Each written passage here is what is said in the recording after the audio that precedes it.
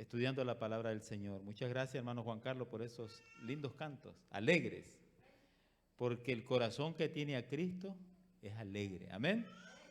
Eso es así. Vamos a continuar esta noche con el estudio de la palabra de Dios. Y ayer nosotros pudimos analizar y poder entender que usted y yo podemos comenzar todo de nuevo. Cuando yo mencioné en mi mente, podemos comenzar todo de nuevo, por supuesto que vinieron a mi mente muchas cosas. No sé cuántos de nosotros, me imagino que sí, porque yo he leído algunas cosas y he hablado con algunas personas y me dicen que sí, es parte del ser humano. ¿Cuántos, por ejemplo, han estado durmiendo? Y usted sabe, cuando uno duerme, pues a veces sueña, ¿sí o no? Y a veces los sueños se convierten, dicen algunos, en pesadillas. ¿Verdad que sí? Yo no sé cuántos de ustedes, cuántos de nosotros hemos estado durmiendo, estamos soñando, por ejemplo, que alguien nos va siguiendo. O que alguien nos va a hacer algo malo. Y a veces como que no podemos movernos. ¿Han soñado eso? Como que no podemos movernos y de repente usted desesperado y abre sus ojos. Y cuando abre sus ojos usted dice, era un sueño. ¿Sí o no? Dice, gracias a Dios que era un sueño. Así somos nosotros los seres humanos. Hay momentos en nuestras vidas que quisiéramos que las cosas no sucedieran, especialmente aquellas cosas negativas que no sucedieran. Y si estuviesen sucediendo y nosotros estuviésemos pasando por alguna situación muy negativa, ay, cuánto deseáramos que pasara ya. A veces deseásemos cerrar nuestros ojos y cuando nosotros abrimos nuestros ojos, quisiéramos que ya todo haya cambiado, que haya pasado aquel problema que posiblemente estemos pasando, aquella situación que posiblemente estemos pasando. Así es el ser humano. Pero la palabra del Señor dice que nosotros podemos comenzar todo de nuevo. Y esa es una buena noticia para nosotros, porque no importa la situación que nos encontremos, nosotros podemos comenzar todo de nuevo. Y hasta acá hemos podido estudiar en la palabra de Dios nuestro mayor problema espiritual, nuestro mayor problema, digamos, social, si usted quiere llamar así. Nuestro mayor problema es nuestro corazón. Nuestro corazón, ¿cómo es? ¿Se acuerdan? ¿Cómo es? Malo, engañoso y perverso. Más que todas las cosas, es malo. Ese es nuestro mayor problema, nuestro corazón. Por eso el Señor dice, dame, hijo mío, tu corazón. Dámelo porque es malo. Y también nos hemos dado cuenta que no lo podemos cambiar. Usted no puede hacer nada para cambiar eso. Hemos tratado tal vez. Algunos buscan psicólogos para que los oriente, para que le digan, no pueden. No podemos cambiar auténticamente nuestra conducta por nosotros mismos. Pero hemos descubierto que sí Cristo puede transformar nuestras vidas. Hemos descubierto que sí Cristo puede cambiar y transformar nuestros corazones. No una cirugía, no nos va a dejar seña, pero sí va a transformar nuestras vidas. Va a tomar ese corazón lleno de amor. No importa cuán sucio sea nuestro corazón, pero Él lo va a cambiar, lo va a transformar. Pero esta noche permítanme compartir con ustedes el cómo, la receta. El médico diagnostica, pero da los consejos, ¿no es cierto? Da la receta para que nosotros tomemos la medicina y nos podamos curar. ¿Cómo entonces nosotros podemos hacer para que esto sea una realidad en nuestras vidas? ¿Cómo? Está bien, ya nos dijo esto, nos dijo lo otro, pero ahora ¿cómo es que se hace eso? Vamos a tratar de estudiar la palabra del Señor. Yo voy a ir a un pasaje de la Escritura que se encuentra en el libro de Jeremías, el capítulo número 23. Y allí en el libro de Jeremías, el capítulo número 23, yo encuentro un pasaje muy lindo, muy precioso, que se le dijo a la iglesia en el Antiguo Testamento. Jeremías 23, el versículo número 6. Habla de una persona y a la vez habla de una promesa con relación a esa persona. Y el versículo número 6 de Jeremías capítulo 23 dice así: en sus días, en los días de esa persona, en los días de esa persona, de ese personaje que habla la palabra de Dios, en sus días será salvo Judá e Israel habitará confiado. Y la segunda parte dice, y este será su nombre, con el cual lo llamarán. A esa persona que va a existir, a esa persona le va a tener un nombre. Esa persona que en su día va a ser salvo Judá, a esa persona que Israel va a habitar confiado, tiene un nombre. Y el nombre dice, Jehová, justicia nuestra. ¿Notaron bien eso? Jehová, justicia nuestra. ¿Qué es justicia? ¿Qué es justicia? Algunos dicen, justicia es hacer lo bueno. De ahí deriva la palabra justo. ¿Cuántos justos hay en la tierra? Ni uno, dice la palabra de Dios. Pero aquí encuentro yo a una persona que la palabra de Dios dice que se va a llamar justicia. Entonces la justicia no es una cosa, es una persona. ¿Amén? Hay alguien que se llama justicia. ¿Saben quién es ese alguien que se llama justicia? Ese alguien que es una persona buena, ese alguien que sí es justo, se llama Cristo Jesús. Así lo vamos a conocer. Jeremías profetizaba, a esa persona lo van a conocer como justicia nuestra, Jehová, Jesús. La pregunta entonces que yo hice, ¿qué es justicia? Es incorrecta, porque justicia no es una cosa. La pregunta correcta es, ¿quién es justicia? Porque la justicia no es una cosa, sino que es una persona que se llama Cristo Jesús. Y yo quise establecer este concepto al inicio porque lo vamos a utilizar un poco después. Jehová, justicia nuestra. Ahora vamos a un poco más adelante y voy a ir a la palabra de Dios para que reafirme un concepto que hemos estado estudiando. Vamos a ir al libro de Eclesiastés. Vean lo que dice el libro de Eclesiastés, el capítulo número 7 del libro de Eclesiastés. El libro de Eclesiastés está después de Proverbios, ¿verdad? El capítulo número 7. Y voy a ver el versículo número 20. Vean qué maravilloso ese pasaje. Dice la palabra de Dios, ciertamente no hay, ¿qué cosa? ¿Están leyendo conmigo?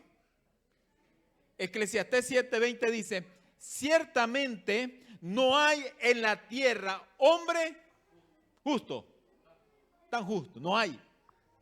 Lo vuelve a reafirmar, no hay en la tierra. Pero la última parte dice que haga el bien y nunca peque. Decíamos en la primera noche que nosotros estamos acostumbrados a etiquetar a las personas por su comportamiento. Y ahora vamos a hacer un ejercicio. El texto me dice a mí, ciertamente no hay en la tierra hombre tan justo que haga el bien y nunca peque. ¿Es cierto eso, sí o no? Sí, sí es cierto, la Biblia lo dice. Y además nosotros lo hemos experimentado. Y no solo lo hemos experimentado, sino que lo hemos visto. Sí es cierto, que haga el bien y nunca peque. Pero escúcheme bien esto. Permítame poner este ejemplo. Imagínense que yo soy el pastor, vivo en el barrio Huanuca. Buen barrio, ¿verdad que sí? Donde la vida así se sigue. Pero ahora sí vale, es uno de los barrios más caros de Matagalpa. Vale la vida ahora. Imagínense que yo soy el pastor y estoy en mi casa y de repente frente a mi casa vive una ancianita. Una ancianita no tiene familia, no tiene esposo, no tiene hijo, es huérfana, muy pobrecita.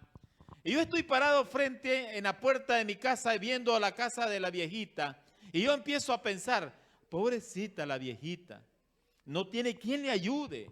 ¡Qué barbaridad! Su casa está un poco sucia, no tiene quien le ayude a limpiar la casa. ¡Qué barbaridad! El monte está demasiado grande. Ah, no, qué barbaridad. ¿Saben qué? Yo estoy pensando, yo le voy a ayudar a ella. Voy a ir el domingo, voy a ir. El domingo voy a buscar un machete, voy a buscar una pala, voy a buscar un lampazo, voy a buscar un rastrillo, voy a ir a limpiarle la casa a la viejita. Y llega el domingo y yo agarro todo eso y me voy donde la viejita y le digo, mira, yo quiero hoy limpiarle su casa. Y quiero limpiarla, y quiero limpiarla, y quiero que quede bien bonita. Y entonces empiezo yo a limpiar el monte, empiezo a limpiar la casa y pasa usted por la casa y me ve haciendo eso. ¿Qué dicen ustedes de mí? ¿Qué dicen ustedes de mí? Tiene buen corazón el pastor.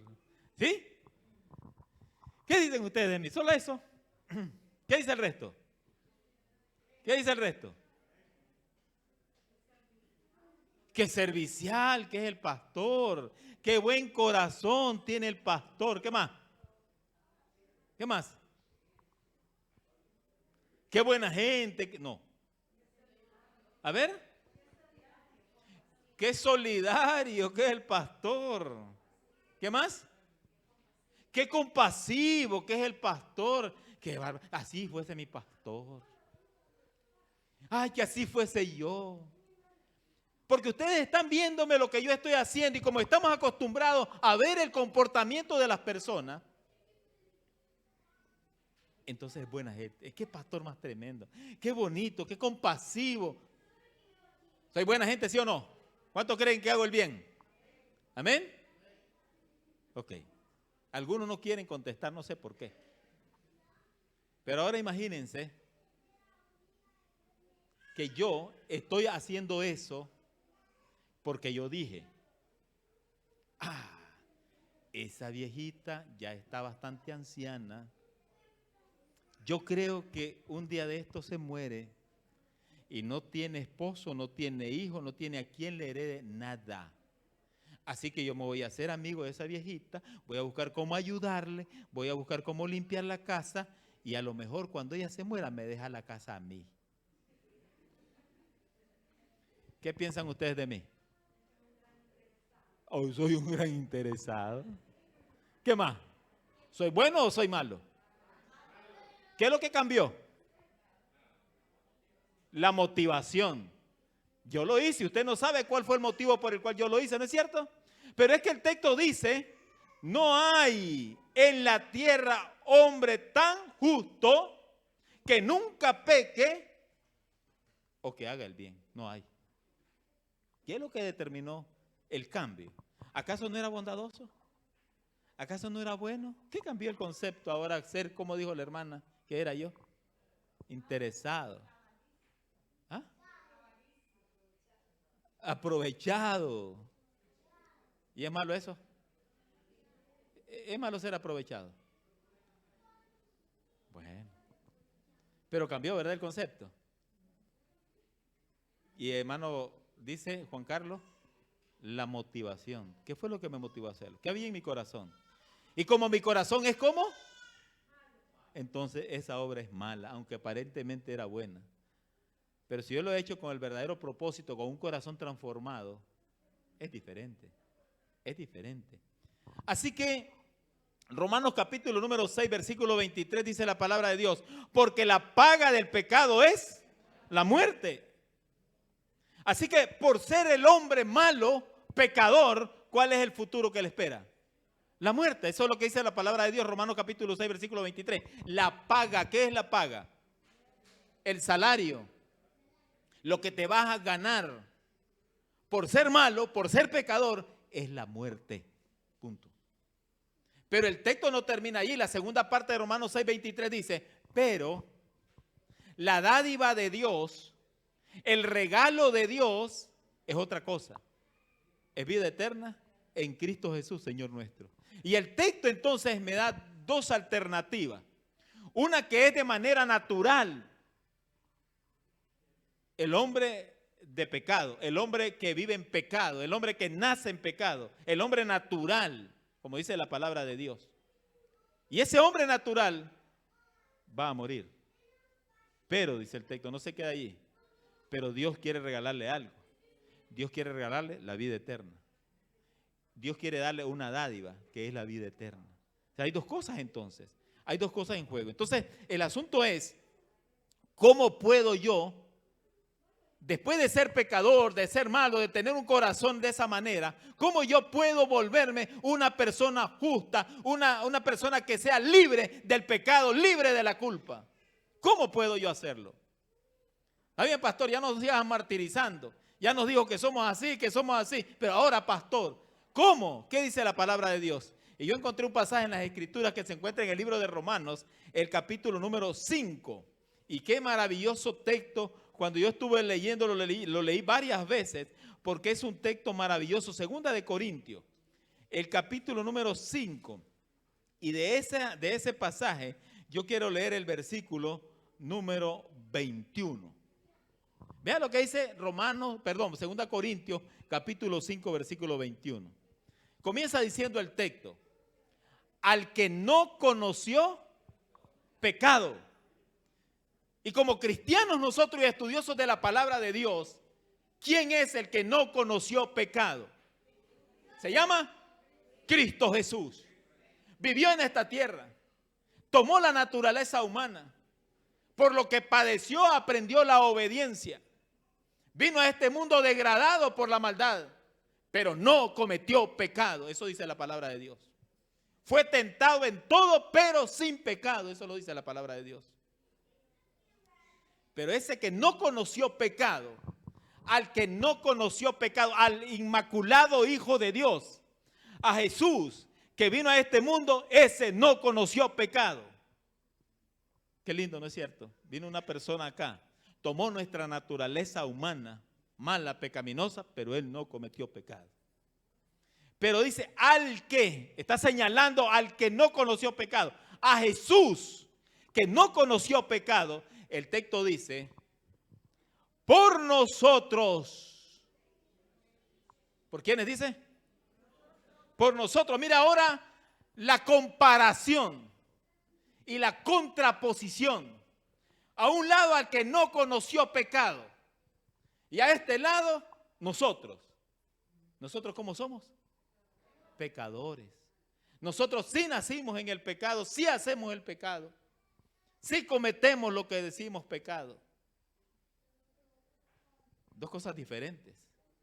Al que no conoció pecado, por nosotros, por causa de nosotros, lo hizo. El texto dice, lo hizo pecado. ¿Quién lo hizo? ¿Alguien lo hizo? Dios. Dios, Padre, al que no conoció pecado, a su Hijo, por nosotros, lo hizo pecado. Y es por eso que Jesús murió en la cruz del Calvario, sin necesidad, porque Él no era culpable. Pero por amor a usted y a nosotros, por amor a usted y a mí, Él cargó el pecado. Yo no sé si pudiese ilustrarle. Pudiese llamar aquí a dos niños tal vez. A uno que representara a Jesús y a otro que representara al pecador, nosotros. Pero el texto es bien claro.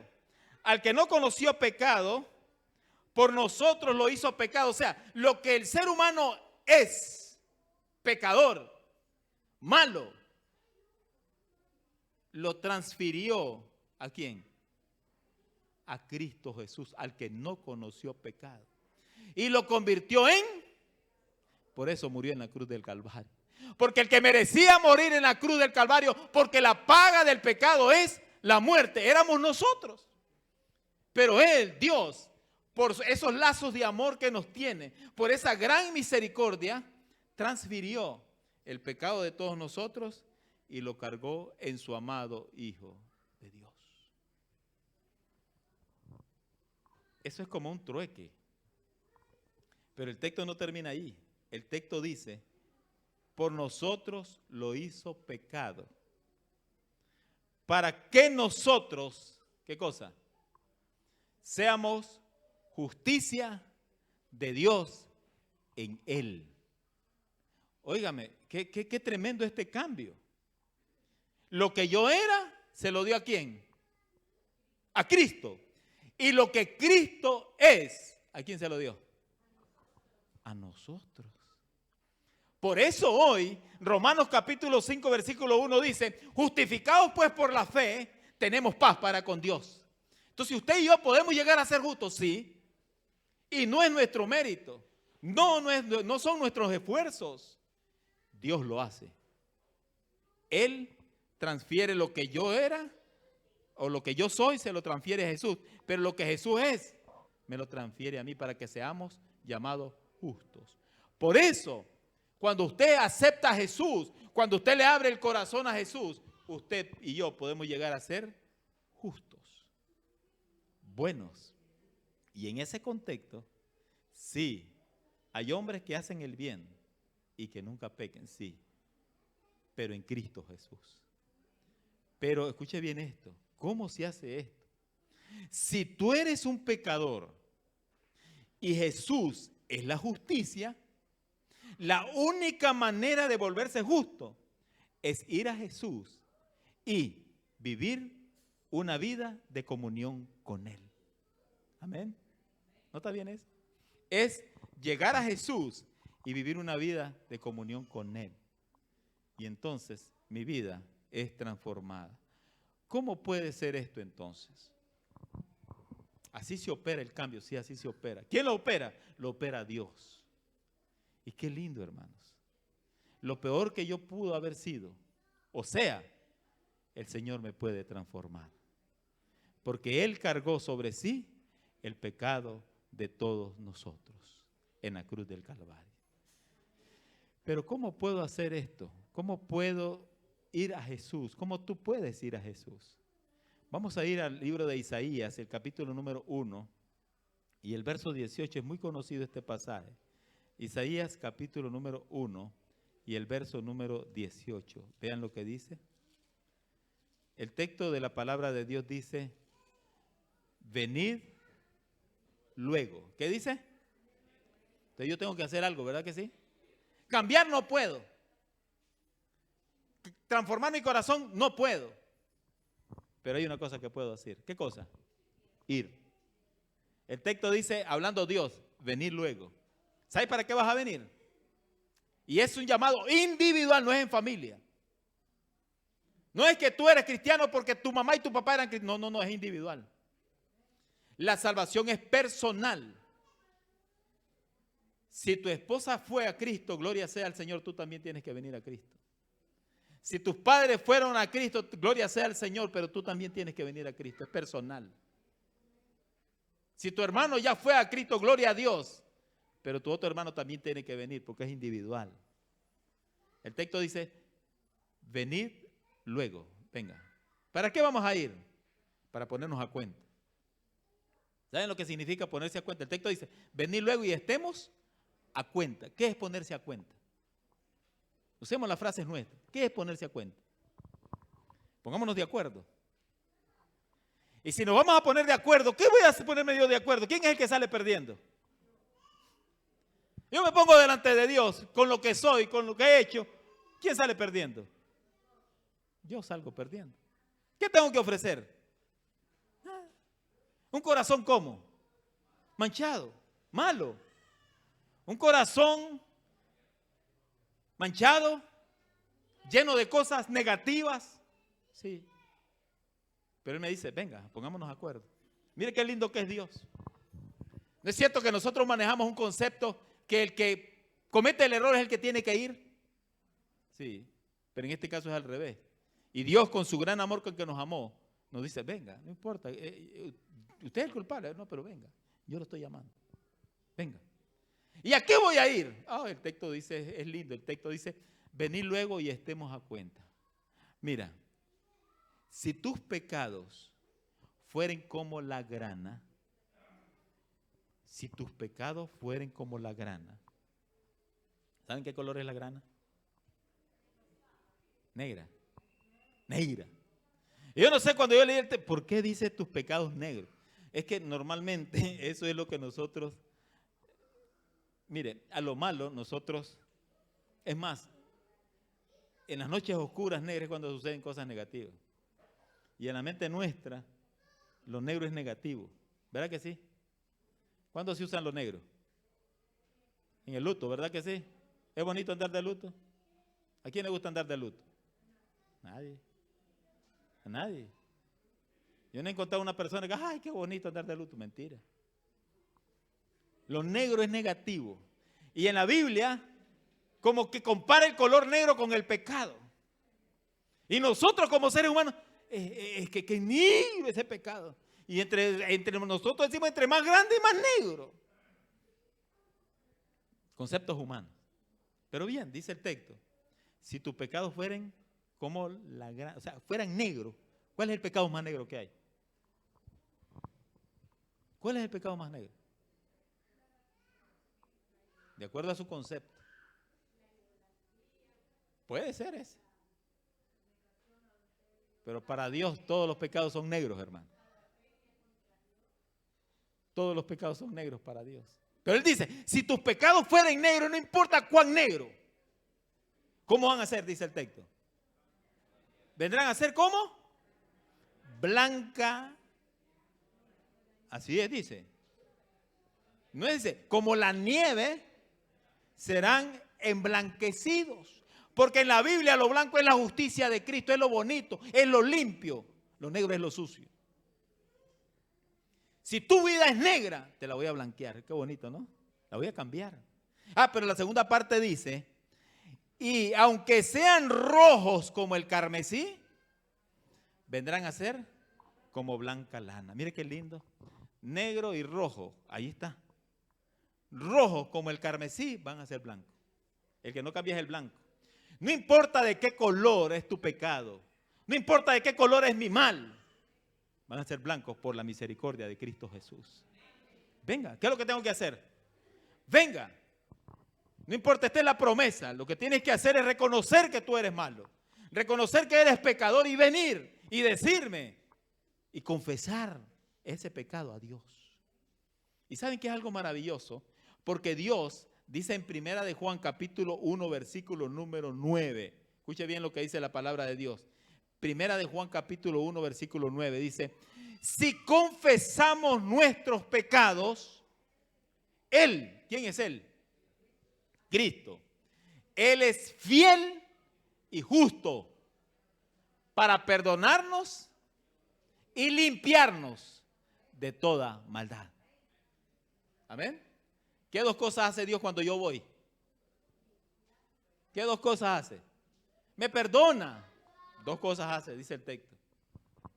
Dos cosas. Si confesamos nuestros pecados, Él es fiel y justo para.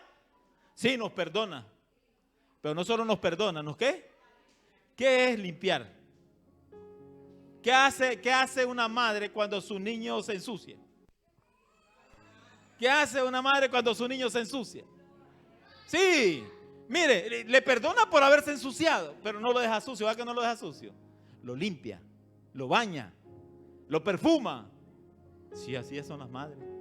Con mucha razón, alguien ha dicho que el único amor que se parece más al de Dios es el amor de una madre. Qué lindo, ¿no es cierto? Pero escuche bien esto. Dios te perdona por haber hecho la maldad, pero no solamente eso, te limpia. ¿Sabes qué significa de limpiar? Que te quita de tu vida, de tu corazón, esa maldad. Y te quita ese deseo de seguir haciéndolo. Te quita esa inclinación que tenemos. Y aquella cosa que tú hacías mal, o las muchas cosas que podías hacer, ya no lo vas a hacer. Porque el Señor te va a limpiar cuando tú vayas a los pies de Cristo Jesús. Y no solamente eso. Proverbios capítulo 28 versículo 13 dice, el que encubre sus pecados no prosperará, pero el que los confiesa y se aparta alcanzará misericordia. Hay que confesar, hermano. Hay que reconocer que hemos sido malos. Hay que reconocer que nuestras actitudes no han sido buenas, que quizás nuestras palabras no son las mejores. Tenemos que reconocer y decirle a Dios, Señor, perdóname. Y Él con mucho gusto dice, te voy a perdonar y te voy a limpiar. Y no importa, no va a ver quién es usted, qué posición tiene, si tiene dinero o no. Nada de eso tiene que ver. El Señor te ama tal como eres y tal como somos. Y Miqueas capítulo 7, versículo 19, quiero leer ese pasaje. Qué lindo pasaje el que nos dice la palabra de Dios en Miqueas capítulo 7. Y es algo maravilloso. Miqueas capítulo número 7, versículo número 19, dice la palabra de Dios. En Miqueas 7, 19, dice la palabra de Dios. Él volverá a tener misericordia de nosotros. Amén. Volverá. Porque si Él no vuelve a hacerlo, nos destruye, hermanos, porque el pecado lo que hace es destruir. Él volverá a tener misericordia de nosotros, sepultará nuestras iniquidades y lo echará en lo profundo del mar todos nuestros pecados. Qué lindo. ¿Saben lo que significa esa figura? En los tiempos en que se escribió ese texto, todavía no se conocían las profundidades del mar. Hoy se conoce algunas profundidades, pero hay lugares donde todavía no se ha descubierto. Y el Señor dice: Él volverá a tener misericordia de nosotros y sepultará nuestras iniquidades y lo echará en lo profundo. ¿Qué significa eso? Los va a perder. No nos van a volver a molestar. Es lindo. Y si leemos el Salmo 103 y el versículo número 12. El Salmo 103, vean qué lindo pasaje. Salmo 103, versículo número 12. ¿Qué es lo que dice la palabra de Dios? El Salmo 103 dice: cuanto está lejos el oriente del occidente, hizo alejar de nosotros nuestras rebeliones. ¿Cuán lejos está el oriente del occidente? ¿Cuán lejos está? Bueno, el que está más cerca es el sur y el norte, ¿no es cierto? Pero el occidente del oriente están en los extremos, ¿no es cierto? Esos pecados te los voy a mandar allá lo más lejos posible, para que nunca te vuelvan a molestar. Gloria sea a Cristo Jesús. El Señor tiene poder, hermano. El Señor puede transformar nuestras vidas. Y Él puede tomar esos pecados y hacerlos lo más lejos posible, de tal manera que nunca más nos vuelvan a molestar. Y esta noche yo quiero preguntarle, hermano, amigo, que estás con nosotros esta noche, ¿estás cansado de luchar para cambiar tu carácter? Algunos de nosotros tenemos mal carácter. Yo me imagino que Pedro, Juan, Santiago, que eran discípulos de Jesús, luchaban por cambiar su carácter. Eran iracundos, hermano. Eran de esas personas que usted no lo podía quedar viendo porque ¿qué pasó? Santiago y Juan deseaban que a las personas les cayera fuego del cielo. Pedro estaba listo para desenvainar su espada y poderle cortar la cabeza a cualquiera. Así eran ellos. Yo me imagino que en algún momento querían luchar y luchaban por cambiar ese temperamento fuerte, como a algunos de nosotros nos pasa. Que de repente hablamos, de repente ofendemos en el hogar, a la esposa, al esposo, a los hijos, a la familia.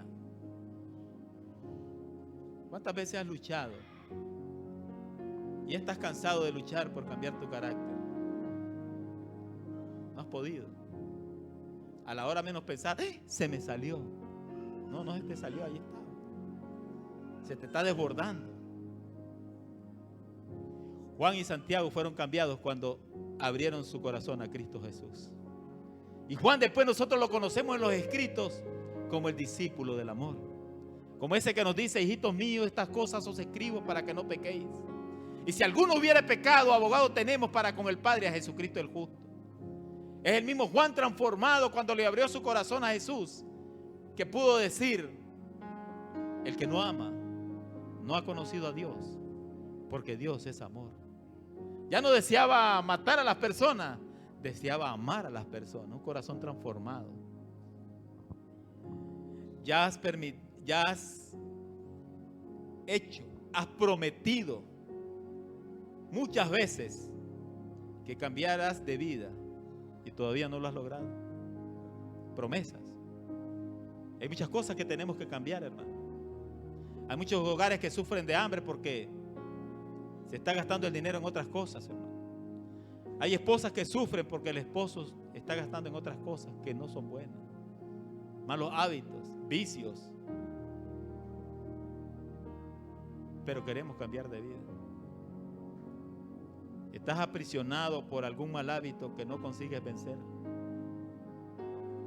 Tenemos malos hábitos y a veces queremos cambiar, no podemos.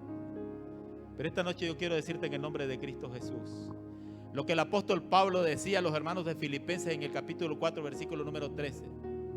Todo lo puedo en Cristo que me fortalece. Sí se puede transformar nuestra vida, pero es Cristo. Y el apóstol Pablo se dio cuenta. El apóstol Pablo no era muy bueno, hermanos. Perseguía a los cristianos, perseguían a los que adoraban el nombre de Jesús, los mataba, los echaba a las cárceles. Pero él pudo llegar a decir: todo lo puedo en Cristo que me fortalece.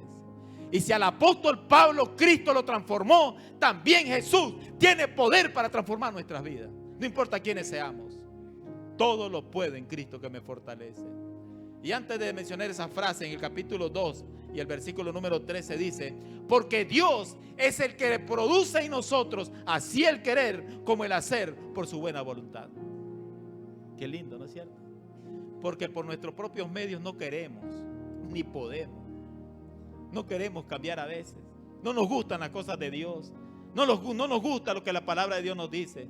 Pero el texto dice: Dios es el que produce en vosotros así el querer como el hacer por su buena voluntad. Y San Juan capítulo 15 versículo 5 dice: yo soy la vid, vosotros los pámpanos. El que permanece en mí y yo en él, este lleva mucho fruto, porque separados de mí nada podéis hacer, pero en Cristo todo lo podemos. Tú y yo podemos cambiar, hermano. Tú y yo podemos ser transformados por el poder de Cristo Jesús. Tal vez esta noche yo he estado hablando para alguna persona que ha estado luchando por cambiar su vida, por cambiar su carácter, por dejar algunos vicios, por dejar algunos malos hábitos. Hoy es la oportunidad para que tú vengas a Cristo Jesús. Venid luego y estemos a cuenta, dice el Señor. Yo quiero hacer una oración especial por alguna persona que está aquí entre nosotros y quiera decirle al Señor: Padre, yo quiero que tú transformes mi vida. Yo quiero que tú me cambies. ¿Habrá alguien que quiera decirle eso al Señor esta noche? Yo quiero que venga aquí adelante, quiero orar por ella. Que venga aquí adelante y decirle: Señor, en cumplimiento de tu palabra, yo voy a ti hoy, porque quiero que cambies mi vida, quiero que transformes mi vida. ¿Habrá alguien que pueda venir y decirle: Señor, transforma mi vida? Hay hábitos que todavía no he dejado. Yo quiero que tú me transformes a mí. Gloria sea a Cristo Jesús. Voy a orar esta noche. Vamos a orar. Gloria sea a Cristo. Mañana nos toca también estudiar cómo se hace esto. Pero hoy estamos viniendo a Jesús. Vamos a orar entonces. Querido Padre que estás en los cielos, tu palabra dice: venid luego y estemos a cuentas. Si nuestros pecados son como la grana, como la nieve serán emblanquecidos. Si fueren rojos como el carmesí, vendrán a ser como blanca lana. Querido Padre, esta noche venimos a ti, delante de tu presencia. Y cada uno de nosotros, Señor, en lo más íntimo de nuestro corazón, confiesa nuestro pecado. A ti solamente. Porque tú solamente es el que ha muerto en la cruz del Calvario. Padre, hoy queremos pedirte que nos recibas. Que tus brazos sigan abiertos, como dice tu palabra. Y que tú no nos echas fuera. Tú nos recibes hoy. Toma la vida de estos hijos tuyos que han pasado adelante. Sé que hay otros. Padre, que tu sangre derramada en la cruz del Calvario sea efectiva en las vidas de cada uno de ellos. Los deposito en tus manos y bendice tu palabra esta noche. En el nombre de Cristo Jesús. Amén y amén. Que Dios me les bendiga, hermano. Mañana continuamos sabiendo qué es lo que debemos de hacer para que se obre un cambio en nuestras vidas.